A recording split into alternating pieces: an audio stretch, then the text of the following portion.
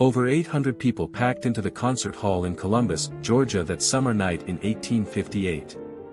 Wealthy plantation owners sat in the front rows with their wives dressed in silk and satin. Local politicians whispered among themselves. Newspaper reporters clutched their notebooks, waiting for something worth writing about. They had all paid good money to see what the advertisements called the greatest musical curiosity in the American South.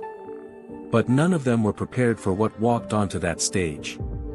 The boy was 8 years old, though he looked younger. His skin was dark, almost blue-black under the gaslights. His eyes were closed, covered by thick, milky cataracts that had made him blind since birth. He walked with an odd shuffling gait, his head bobbing slightly, his hands flapping at his sides in a strange rhythmic pattern. The audience gasped. Some women covered their mouths. A few men shook their heads in pity or disgust.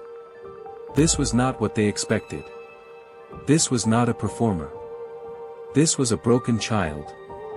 Clearly damaged. Obviously simple-minded. Several people began to stand, ready to demand their money back. But then the boy reached the piano. He didn't need anyone to guide him to the bench. He found it himself, his small fingers brushing against the wood until he located the keys. He sat down, adjusted his position, and placed his hands on the keyboard. The room fell silent. And then Thomas Wiggins began to play. The music that poured from that piano was unlike anything those 800 people had ever heard. It was Beethoven's Sonata Pathétique, one of the most difficult pieces in the classical repertoire. A composition that professional musicians spent years trying to master. The blind child played it flawlessly. His fingers flew across the keys with impossible speed and precision. Every note was perfect. Every phrase was exactly as Beethoven had intended. The dynamics rose and fell like ocean waves, soft as a whisper in one moment, thunderous as a storm the next. When he finished, there was no applause. The audience sat in stunned silence, unable to process what they had just witnessed. The white man standing at the side of the stage smiled. He had seen this reaction before. His name was James Neil Bethune. He was a lawyer and former newspaper editor who had made his fortune in land and slaves. And this blind, mute, supposedly idiotic child was about to make him richer than he ever dreamed. Before we continue, tell us where you're watching from. Drop your city and country in the comments. And subscribe, because this story doesn't go where you think it does. This isn't about a miracle. This isn't about a gift from God. This is about what America does to black genius when it can't deny it exists. This is about a boy who earned the equivalent of over $20 million in today's money. And never saw a single penny of it. Thomas Green Wiggins was born on May 25, 1849, on a plantation in Harris County, Georgia. His mother was a woman named Charity. She was owned by a man named Wiley Jones, and by the time Tom was born, she had already given birth to at least a dozen children. All of them had been scattered across different plantations, sold away from her over the years. Tom was her 13th child. And from the moment he emerged from the womb, it was clear that something was different about him. The baby's eyes were covered by thick white cataracts. He was completely blind, unable to see even shadows or light. But that wasn't the only thing wrong with him.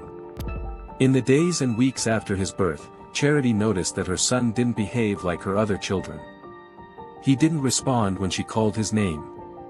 He didn't look at her face when she held him. He didn't cry when he was hungry or uncomfortable. He simply lay there, silent and still, as if he were somewhere else entirely. The other enslaved people on the plantation whispered that the child was cursed. Some said he had no soul. Others said he was punishment from God for some unknown sin. Even Charity, who loved her son despite everything, sometimes wondered if there was anything inside that small, silent body at all. In the fall of 1850, when Tom was about 18 months old, Wiley Jones decided to sell off some of his slaves. He needed money to pay debts, and the slave market in Columbus was active.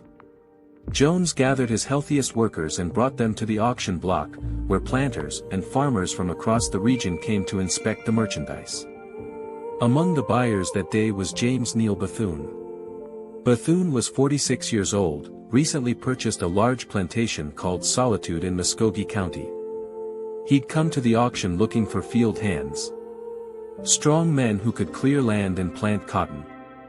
But his attention was drawn to a woman standing at the edge of the group, clutching a small child in her arms. The woman was Charity. The child was Tom.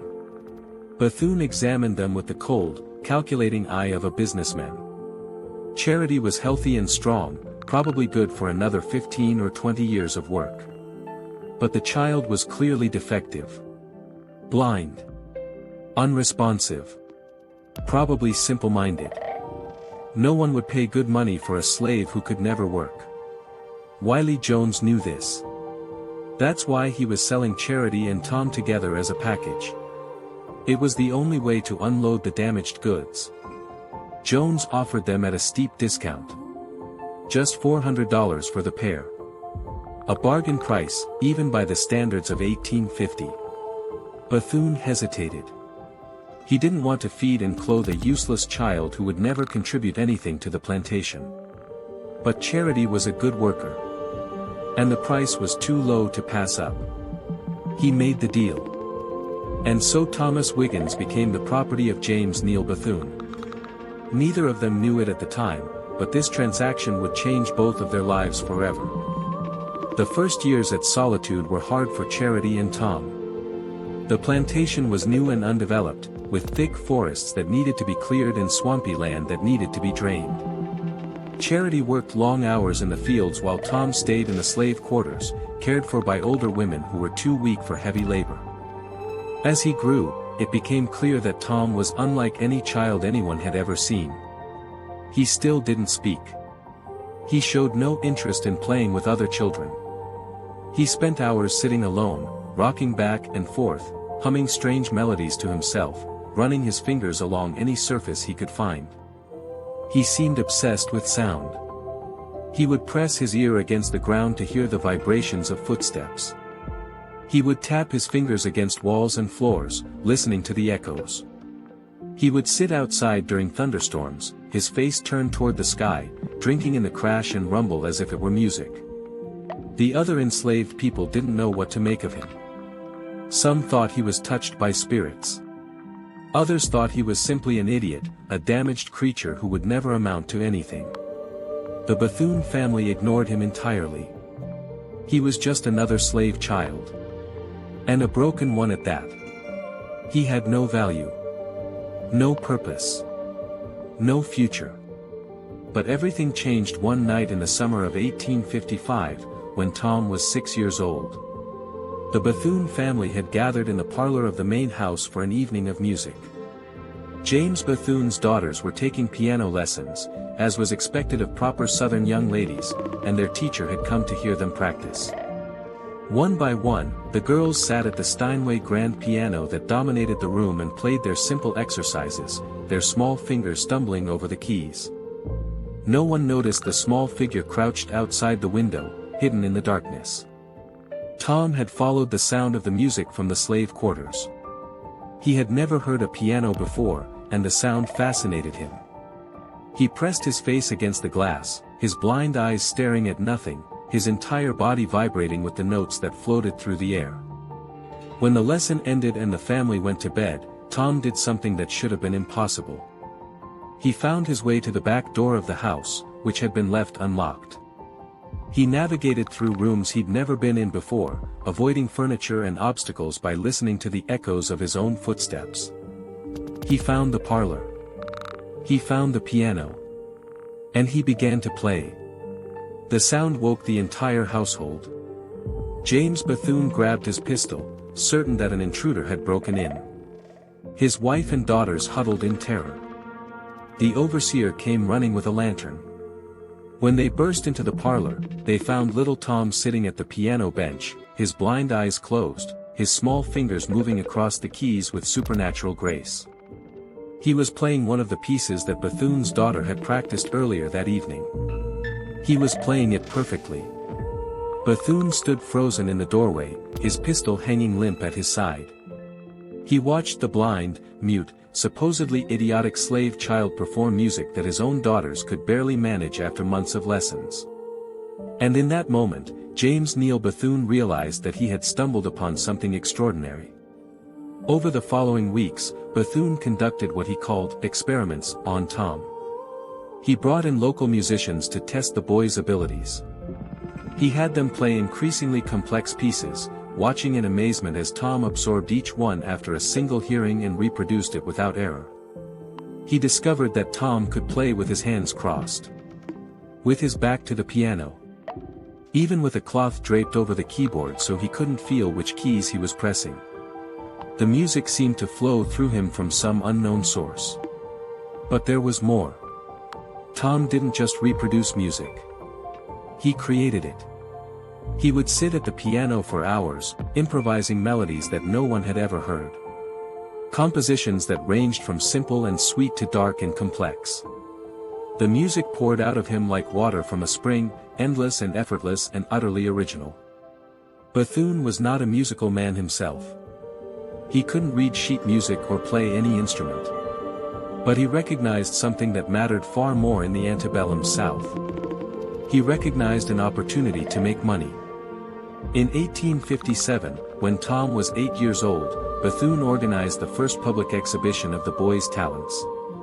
He rented a concert hall in Columbus and plastered the town with advertisements. He promoted Tom not as an artist or a musician, but as a curiosity. A freak of nature. A marvel to be witnessed like a two-headed calf or a bearded woman at a circus. The show was a sensation. The concert hall sold out. People came from miles around to see the blind Negro boy, who could play piano like a European master. Bethune charged 50 cents admission, a significant sum in 1857, and still turned people away at the door. By the end of the night, he had made more money than his plantation earned in a month. The format was always the same. Bethune would give his speech about the idiot savant, the mental defective who could somehow channel musical genius despite his damaged brain. Then Tom would play. Then the audience challenges would begin. If any gentleman or lady in the audience would like to test young Tom's abilities, Bethune would announce, "Please come forward.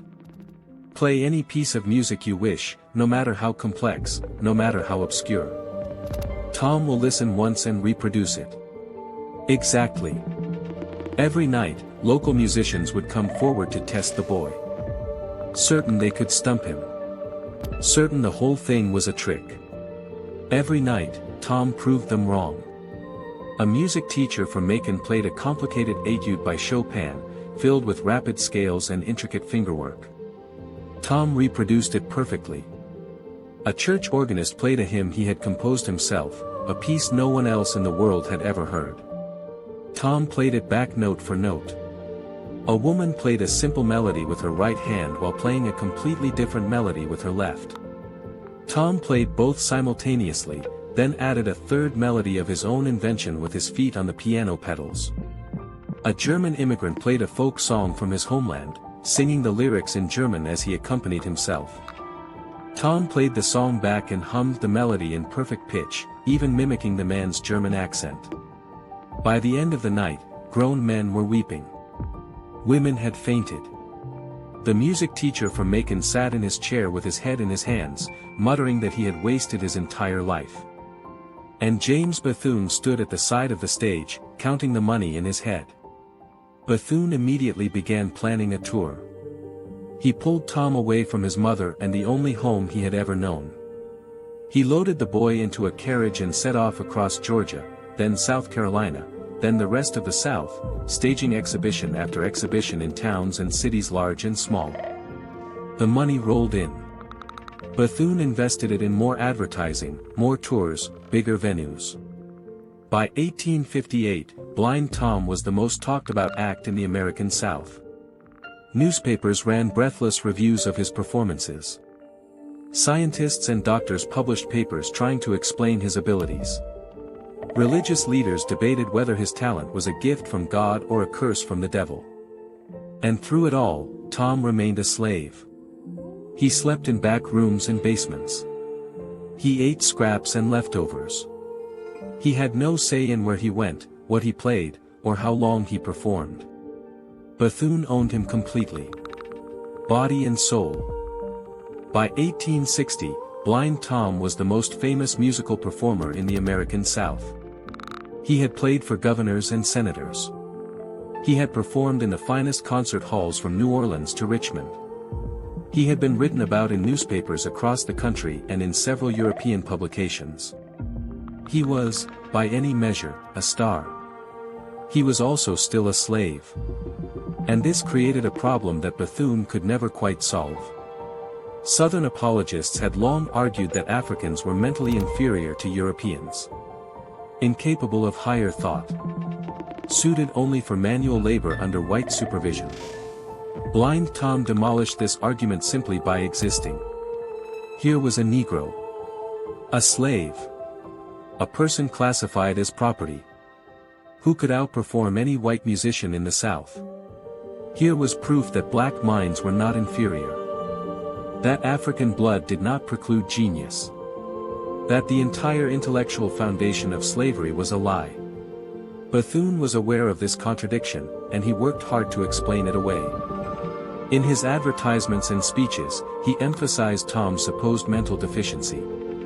His inability to care for himself. His animal-like nature. Tom was not really intelligent, Bethune insisted. He was merely a vessel. A freak of nature. A biological anomaly. His musical ability was not evidence of a sophisticated mind, but rather a kind of parlor trick. Like a dog that could count or a horse that could tap its hoof in response to questions. Tom was remarkable, yes. But he was not human in the way that white people were human. This explanation satisfied most white audiences. It allowed them to enjoy Tom's performances without questioning their own beliefs about race. They could applaud his music while still believing in their own superiority. They could marvel at his abilities while still supporting the system that kept him in chains. But not everyone was convinced. Abolitionists in the North seized on Blind Tom as evidence of slavery's injustice. How could anyone claim that Negroes were mentally inferior when a blind slave child could outperform the best white musicians in the country? How could anyone justify owning a human being who possessed such obvious genius? The debate over Tom intensified as the 1860 presidential election approached and the country lurched toward civil war. For Bethune, the timing was dangerous. If the Union won and slavery ended, he would lose his most valuable asset. Tom was worth more than the entire plantation. More than all of Bethune's other slaves combined. Losing him would be financial ruin. So Bethune took steps to protect his investment. In 1859, he drew up a legal contract with Tom's parents, Charity and her husband Mingo, who was enslaved on a nearby plantation. The contract stated that the Wiggins family agreed to let Bethune keep Tom and manage his career in exchange for a small annual payment and the promise that Tom would be well cared for. The contract was a sham, of course. Charity and Mingo couldn't legally enter into contracts because they were slaves. They couldn't negotiate terms because they had no leverage. They couldn't refuse because refusal meant punishment or sale.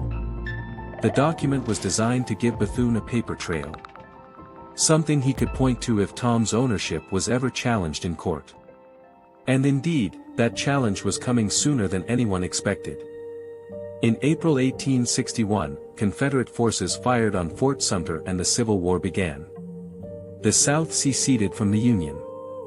James Bethune, a loyal Confederate, sent his sons to fight for the cause. He donated money and supplies to the Southern Army. And he continued to tour with Blind Tom, staging concerts across the Confederacy to raise funds and boost morale. Tom became, in effect, a propaganda tool for the Southern cause. Bethune presented him as proof of the benevolence of slavery. Evidence that enslaved people were well cared for and even allowed to develop their talents under the wise guidance of their masters. Confederate newspapers praised Tom's performances as symbols of Southern culture and refinement. Confederate generals attended his concerts and shook Bethune's hand.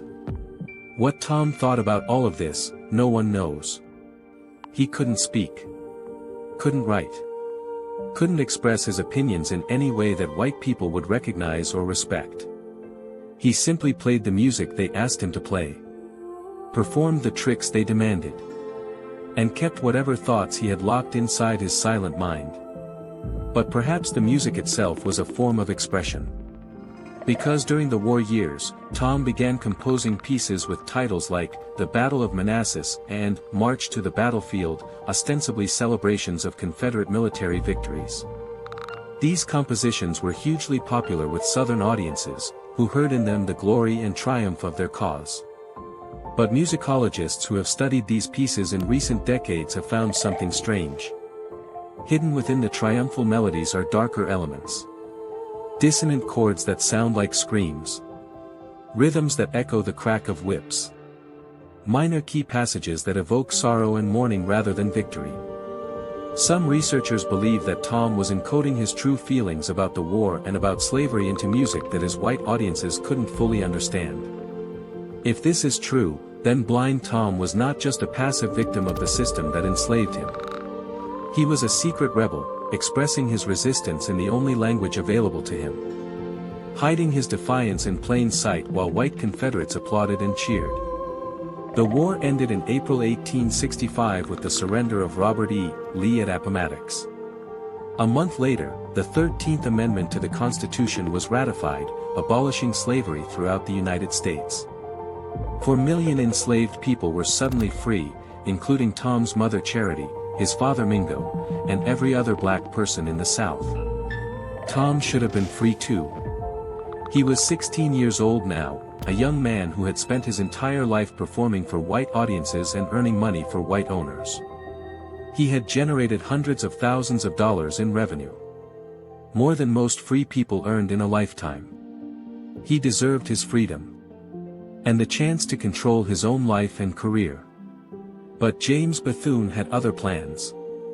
Within months of the war's end, Bethune went to court and filed for legal guardianship of Tom. He argued that Tom was mentally incompetent. Unable to care for himself. In need of a responsible white person to manage his affairs. He produced doctors who testified that Tom was an idiot. A creature with the mind of a young child, incapable of making decisions or handling money. He pointed to Tom's strange behaviors. His inability to speak. His apparent confusion about the world around him. The court agreed. In 1865, the same year that slavery ended, Thomas Wiggins was declared a legal ward of James Neal Bethune. Tom was free in name only. In practice, nothing had changed. Bethune still controlled where he lived, what he did, and where his money went. The chains had simply been replaced by paperwork. And so Blind Tom's slavery continued, hidden behind the legal fiction of guardianship. Invisible to a nation that was trying to convince itself that the sin of slavery had been washed away. This was not unusual. Across the South, white people were finding new ways to control black labor without calling it slavery. Black codes restricted where freed people could live and work. Vagrancy laws allowed police to arrest black people for being unemployed and force them to work without pay. Sharecropping trapped families in cycles of debt that lasted for generations. But Tom's situation was unique. He was not a field hand or a domestic servant. He was the most famous musician in America. A performer who had played for presidents. A genius whose abilities defied explanation. And he was still, in every way that mattered, a slave. The concert tours continued. Bethune took Tom north for the first time, staging shows in New York, Philadelphia, and Boston. Northern audiences packed the halls, eager to see the famous Blind Tom they had read about in newspapers. Abolitionists protested outside some venues, demanding Tom's freedom. But the shows went on. And the money kept flowing into Bethune's pockets.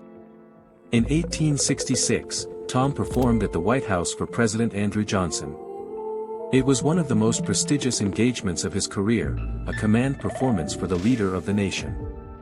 Johnson was reportedly impressed. Though what Tom thought about playing for the man who was actively undermining Reconstruction and betraying the promises made to freed people remains unknown. By the end of the 1860s, Blind Tom had earned the equivalent of several $1,000,000 in today's money. He had performed hundreds of concerts across the United States and begun planning tours of Europe. He was, by any financial measure, one of the most successful entertainers of his era. And he still owned nothing. Not a house. Not a dollar. Not even the clothes on his back. Everything he had earned belonged to James Bethune. Everything he would ever earn would belong to James Bethune or his heirs. The guardianship arrangement ensured that Tom would remain a source of wealth for white people until the day he died. Tom's mother, Charity, watched all of this from a distance. After emancipation, she had stayed in Georgia, working as a domestic servant for various white families. She had no money, no education, no resources to fight for her son in court. She could only watch as her child was paraded across the country, performing for white audiences who saw him as a curiosity rather than a person. In 1870, Charity attempted to challenge Bethune's guardianship. She hired a lawyer, scraping together what little money she had, and filed suit demanding custody of her son. The case dragged on for years, mired in legal technicalities and deliberate delays. Bethune hired expensive attorneys who argued that Charity was unfit to care for Tom. That she lacked the resources and expertise to manage his career. That removing him from Bethune's care would destroy his livelihood. The court sided with Bethune. Charity lost her case. And her son. She died a few years later, never having held Tom in her arms again. Never having spoken to him without white people listening. Never having seen him as anything other than a performer on a stage. And Tom played on. Night after night. Year after year. A prisoner in the only world he had ever known. The years between 1870 and 1880 were the peak of Blind Tom's fame and earning power. He performed constantly, sometimes giving 2 or 3 concerts a day. Traveling by train from city to city in an endless circuit of shows. He played in New York and Chicago. In San Francisco and New Orleans. In London and Paris and Berlin. He performed for Queen Victoria in England, who was reportedly so moved by his playing that she wept openly. He performed for Emperor Wilhelm I in Germany, who declared him the most remarkable musician in the world. But success did not bring freedom. James Bethune maintained iron control over every aspect of Tom's life. He decided where Tom would perform, how long the concerts would last, what pieces would be played. He negotiated the contracts. Collected the fees. And deposited the money in his own accounts. Tom received nothing except food, clothing, and a place to sleep. The accommodations varied depending on location. In some cities, Tom stayed in fine hotels, though always in back rooms or servants' quarters. In other places, he slept in boarding houses or even in the homes of local black families who were paid a small sum to house him. He rarely stayed anywhere for more than a few nights. The schedule was relentless, designed to extract maximum profit from every tour. Tom's health suffered under this brutal regime. He was frequently exhausted, sometimes performing while visibly ill. He had episodes of confusion and agitation, behaviors that would today be recognized as signs of autistic burnout or sensory overload. When these episodes occurred, Bethune would cancel shows until Tom recovered. Not out of concern for Tom's well-being, but because a sick performer couldn't generate revenue. There were other costs as well. Costs that didn't show up on any balance sheet. Tom had no friends. He had no romantic relationships. He had no connection to the black community that might have embraced him as one of their own. He existed in a strange limbo. Too famous to be anonymous. Too controlled to be free. He was surrounded by people constantly, but he was utterly alone. The few accounts we have of Tom's inner life during this period come from brief moments when the mask slipped. A stagehand in Philadelphia reported that Tom sometimes cried at night, sobbing quietly in his room for hours. A hotel maid in Boston said that Tom once grabbed her hand and held it for several minutes. Not in a threatening way, but in a desperate, lonely way. As if he simply needed human contact. A music critic in London wrote that Tom seemed to brighten when children were present, playing silly songs and making funny sounds to make them laugh. The only times he ever appeared genuinely happy. But these glimpses were rare. For most of his life, Tom remained a mystery. Locked inside his own mind. Communicating only through his music. In 1875, James Bethune decided to transfer legal guardianship of Tom to his son, John Bethune. The elder Bethune was getting old, and he wanted to ensure that the family would continue to profit from Tom after his death. The transfer was accomplished through the courts, with Tom having no say in the matter. He was simply passed from one owner to another. Like a piece of furniture or a farm animal. John Bethune was a different kind of master than his father. Where James had been cold and calculating, John was volatile and cruel. He drank heavily and had a violent temper. He saw Tom not as a valuable asset to be protected, but as a personal possession to be used however he wished. Under John's management, Tom's life became even harder. The touring schedule intensified. The accommodations grew worse. John frequently berated Tom in front of others, mocking his disabilities, calling him names, threatening him with punishment if he didn't perform to expectations. There are reports that John sometimes struck Tom, though the details are unclear. What is certain is that Tom's behavior changed during this period. He became more withdrawn. More prone to episodes of distress. More resistant to performing. But Tom had no way to escape. He couldn't see. He couldn't navigate the world without assistance. He had no money, no connections, no understanding of how to survive on his own. He was as trapped as any slave had ever been, even though slavery had officially ended a decade earlier.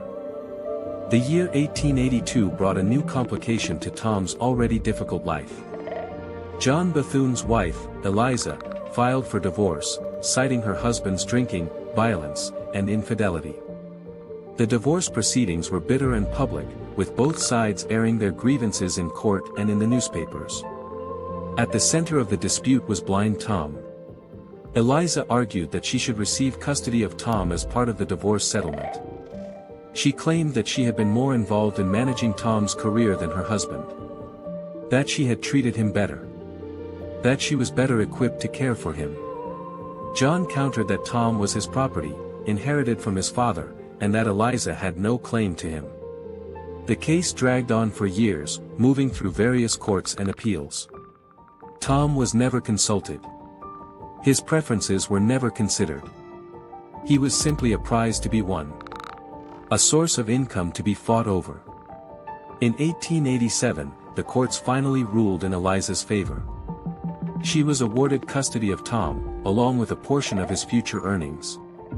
John Bethune was ordered to turn Tom over to his ex-wife and to cease all involvement in his career. Tom was 38 years old. He had been performing professionally for over 30 years. He had earned millions of dollars. And he had just been transferred from one white owner to another. His fate determined by lawyers and judges who had never asked him what he wanted. Eliza Bethune proved to be a somewhat better guardian than her ex-husband, if only because she was less cruel. She reduced Tom's touring schedule slightly and improved his living conditions. She allowed him more rest between performances and made sure he had adequate food and clothing. But she was still motivated primarily by profit. And she still saw Tom as a commodity rather than a person. Under Eliza's management, Tom continued performing throughout the late 1880s and into the 1890s. He was older now, and his fame had faded somewhat. The novelty that had once packed concert halls was wearing off. Younger performers were capturing the public's attention. The newspapers that had once breathlessly reported on Tom's every appearance now barely mentioned him. But Tom could still draw a crowd, especially in smaller towns and cities where he had never performed before. Eliza focused on these secondary markets, booking Tom into smaller venues for lower fees. The tours were less glamorous than they had been in the 1870s, but they were still profitable. During this period, Tom began to show signs of age and decline. His memory, once seemingly infinite, started to falter. He would sometimes forget pieces he had played hundreds of times. He would lose his place in the middle of a performance and have to start over. His improvisations became less fluid, less inspired. The genius was still there, but it was flickering. Tom also became more difficult to manage. He would sometimes refuse to perform, sitting at the piano in silence no matter how much Eliza pleaded or threatened. He would play pieces that weren't on the program, ignoring requests from the audience. He would stop in the middle of a concert and walk off stage without explanation. These incidents were unpredictable and increasingly frequent. Some historians have interpreted this behavior as a form of resistance. Tom's only way of asserting control over his own life. He couldn't speak. Couldn't escape. Couldn't fight back physically. But he could refuse.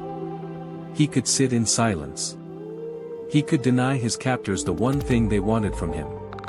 In a life defined by powerlessness, this small rebellion may have been Tom's only source of agency. Others have suggested that Tom's behavior was simply a result of aging and mental decline. He was approaching 50, ancient by the standards of the time, and his brain was no longer functioning as it once had. Whatever the cause, the result was the same. By the mid-1890s, blind Tom was no longer the reliable money-making machine he had once been. His performances were inconsistent. His audiences were shrinking. His earning power was declining. Eliza Bethune, who had fought so hard to gain control of him, was beginning to wonder if he was worth the trouble. In 1898, something remarkable happened. A lawyer named Albion Turget, a white man who had been a Union soldier during the Civil War and had dedicated his life to fighting for civil rights, took an interest in Tom's case. Turget was famous for having argued Plessy versus Ferguson before the Supreme Court, the landmark case that unfortunately established the separate but equal doctrine that would govern American race relations for the next half-century. Though he had lost that case, Turget remained committed to the cause of racial justice. Turget believed that Tom was being held illegally. That the guardianship arrangement was a violation of his constitutional rights. He filed suit on Tom's behalf, arguing that a competent adult couldn't be held as a ward without his consent. That the guardianship laws were being abused to perpetuate a form of slavery. That Tom deserved the right to control his own life and earnings. The case attracted significant attention. Newspapers across the country covered the proceedings. Editorials were written debating the merits of the arguments. For a brief moment, it seemed possible that Tom might finally be freed. But the courts disagreed. Judge after judge ruled that Tom was indeed mentally incompetent. That he required a guardian to manage his affairs. That the arrangement with Eliza Bethune was legal and appropriate. The evidence of Tom's disabilities was overwhelming, they said. He couldn't speak. He couldn't care for himself. He couldn't understand money or contracts or the complexities of the world. Without a guardian, he would be helpless. Turget appealed, but the higher courts affirmed the lower court rulings. The case was closed. Tom remained Eliza Bethune's property in all but name. Turget died in 1905, still fighting for causes he believed in. Tom outlived him by 3 years. The final decade of Tom's life was marked by obscurity and decline. Eliza Bethune had largely given up on touring by 1900. The costs of travel and accommodation were no longer justified by the dwindling audiences. Tom was kept in a small house in Hoboken, New Jersey, cared for by hired servants. Trotted out occasionally for private performances when Eliza needed money. Few visitors came to see him. The newspapers had long since moved on to other stories. The musical world had evolved, embracing new styles and new stars. Blind Tom, once the most famous performer in America, was largely forgotten. But Tom still had his music. He still played every day. For hours at a time. Alone in his small room with a battered upright piano. He played the pieces he had learned decades earlier. The Beethoven and Mozart and Bach that had once brought audiences to their feet. He played his own compositions, the strange and beautiful melodies that had emerged from his unique mind. He played for no one except himself. What did Tom think during those long, lonely hours at the piano? What memories did he carry? What emotions did he feel? We will never know. He couldn't tell us. He could only play. In 1904, Eliza Bethune was interviewed by a reporter who was writing a retrospective article about Tom's career. She described him as a simple creature, content with his lot, grateful for the care she provided. She said he was like a child, innocent and happy, unaware of the world's complexities.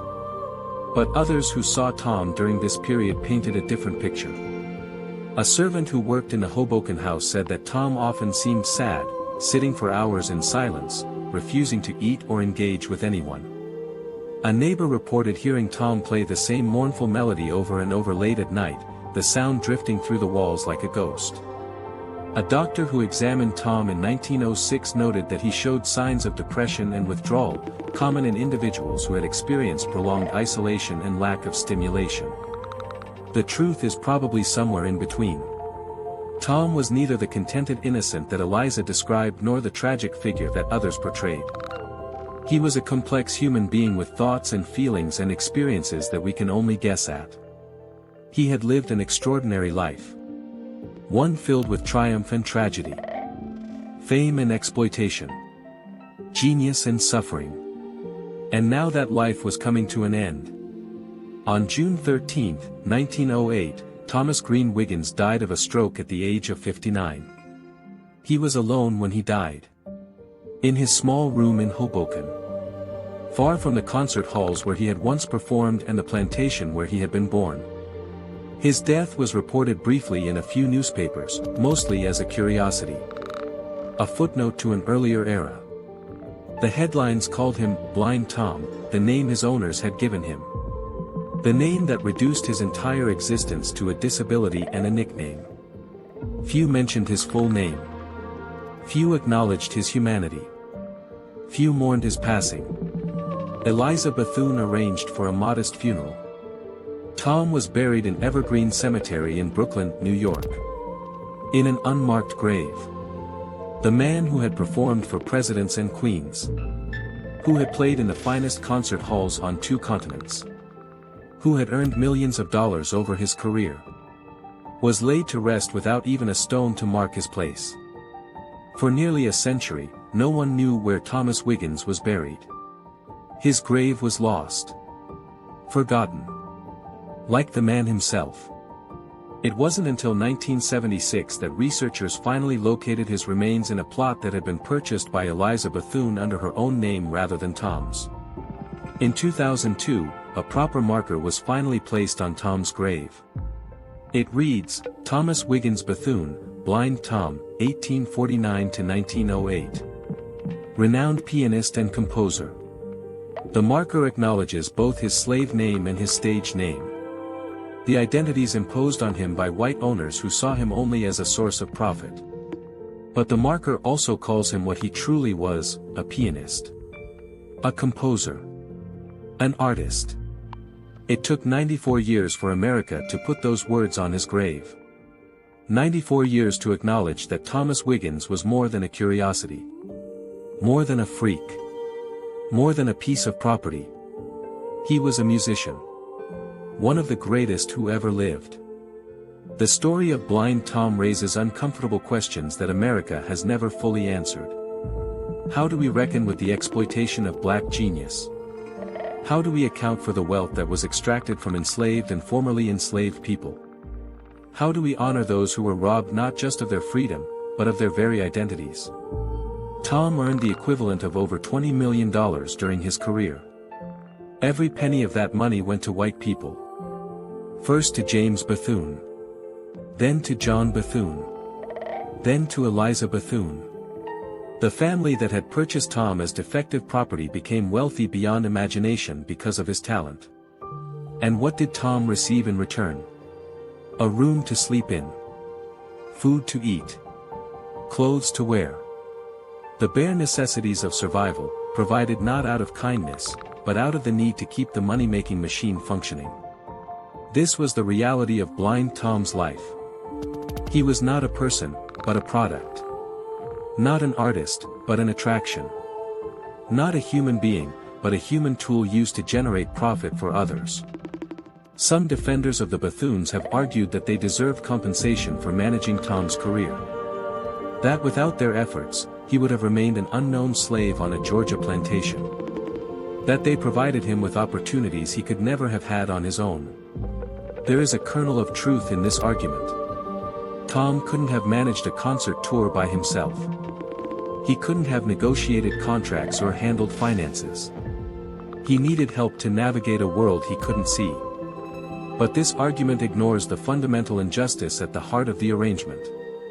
Tom didn't choose to have managers. He didn't consent to the terms of his employment. He didn't agree to give away all of his earnings in exchange for food and shelter. These decisions were made for him, without his input, by people who had a financial interest in keeping him dependent and controlled. A truly just arrangement would have looked very different. Tom could have been paid fairly for his work, with a portion of his earnings set aside for his care and the rest saved for his future. He could have been provided with education and support to help him develop whatever independence was possible given his disabilities. He could have been treated as a human being with rights rather than as property to be exploited. But that would have required white America to see Tom as a person. And white America was not ready to do that. Not in 1858 when he first began performing. Not in 1865 when slavery officially ended. Not in 1908 when he died. The myth of black inferiority was too powerful. Too convenient. Too deeply embedded in the fabric of American society. So Tom lived and died as a slave in everything but name. And his story was mostly forgotten. A footnote in the history of American music. An uncomfortable reminder of truths that most Americans preferred not to face. But here's the remarkable thing about Thomas Wiggins. Despite everything that was done to him. Despite the exploitation and the cruelty and the dehumanization. He left something behind that his oppressors could never take away. He left his music. Tom composed over 100 original pieces during his lifetime. Many of these compositions have been lost, never written down or preserved. But some survive, and they reveal a mind of extraordinary depth and complexity. His most famous composition is The Battle of Manassas, a musical depiction of the Confederate victory in the first major battle of the Civil War. On the surface, it seems like a celebration of Southern triumph. Exactly the kind of propaganda that James Bethune wanted Tom to produce. But listen closely, and you hear something else. You hear chaos and confusion. You hear suffering and death. You hear the true horror of war rendered in notes and chords that white audiences applauded without understanding. Another composition, The Rainstorm, captures the sound of a violent thunderstorm with uncanny accuracy. The piece begins quietly, with soft raindrops falling on a roof. Then the wind picks up.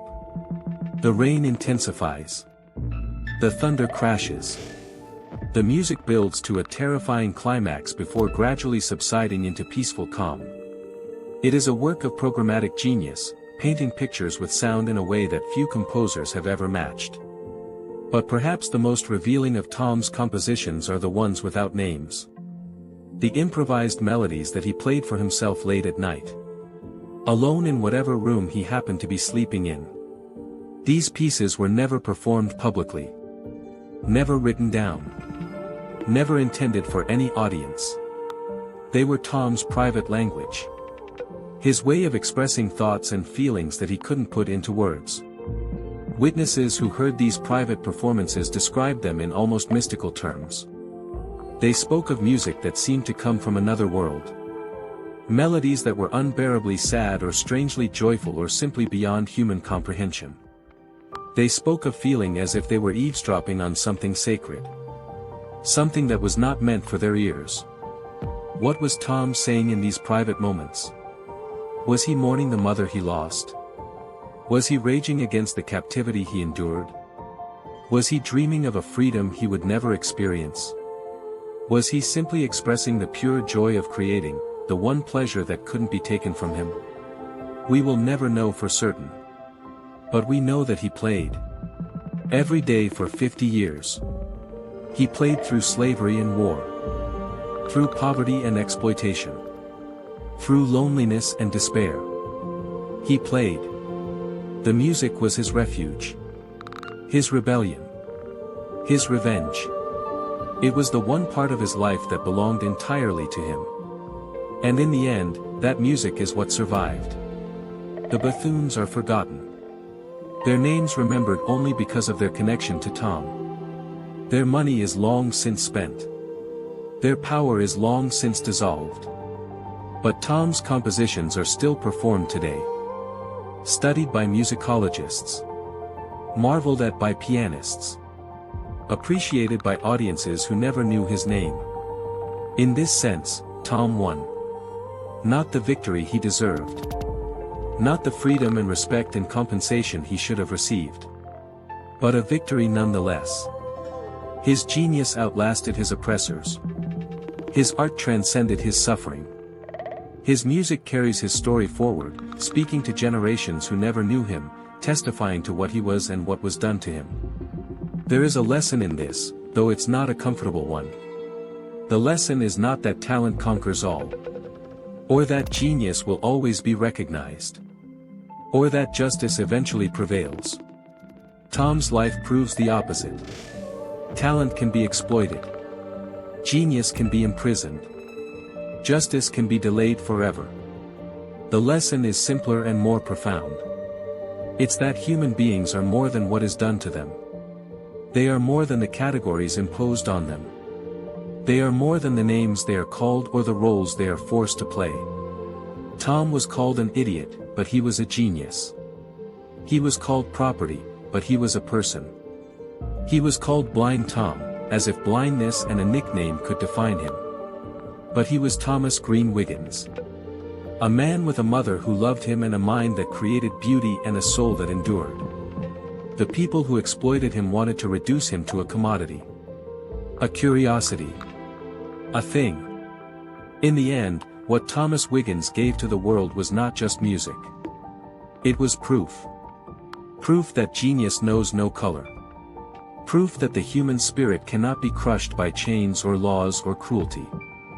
Proof that even in the darkest circumstances, something beautiful can emerge. The people who exploited Tom wanted to prove the opposite.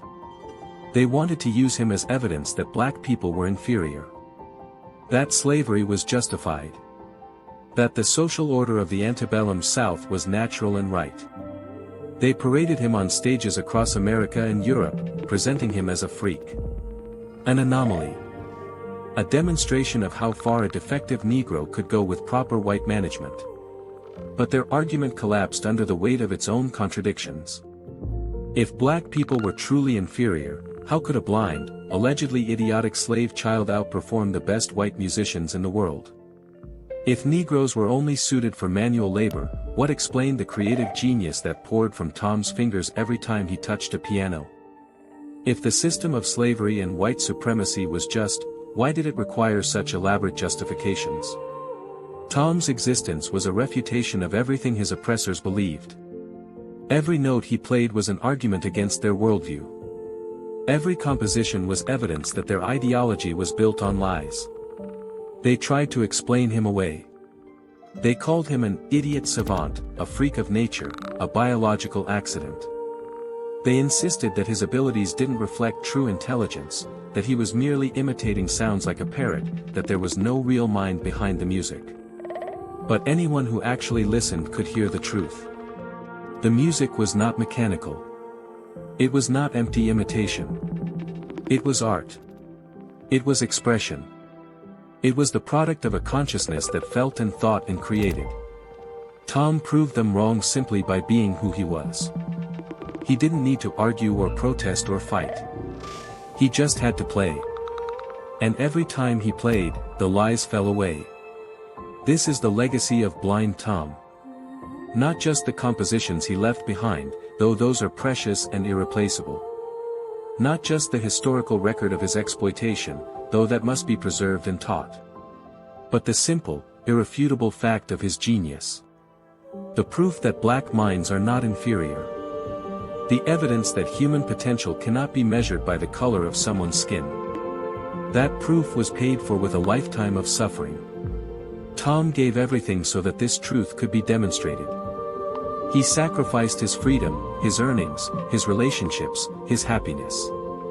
He endured exploitation and cruelty that would have broken most people. And in return, he got nothing except the chance to play. But that chance was enough. Through his music, Tom transcended the prison that surrounded him. Through his art, he escaped the categories that were meant to contain him. Through his genius, he defeated the ideology that tried to define him as less than human. This is the revenge of Blind Tom. Not a revenge of violence or destruction. Not a revenge that left his oppressors bleeding in the streets. But a revenge of truth. A revenge of beauty. A revenge of enduring proof that they were wrong about everything. The boy who never spoke a single word had the last word after all. And that word was music. If this story moved you, if it made you angry, if it made you think about what genius costs when it's born into the wrong body at the wrong time in the wrong place, share it. Leave a comment. Tell us where you're watching from. Tell us what you think about a system that could take a blind child and turn him into a money-making machine while calling it care. Tell us if you think $20 million stolen over a lifetime can ever be repaid. Tell us if you think Tom's music was freedom or just another kind of cage. Subscribe for more stories that refuse to let history be comfortable. That insist on remembering the people who were used, exploited, and discarded. That ask questions America still doesn't want to answer. Thomas Green Wiggins never got justice. But his music survived. And as long as we keep listening, as long as we keep telling his story, as long as we refuse to let him be forgotten. Maybe that's something.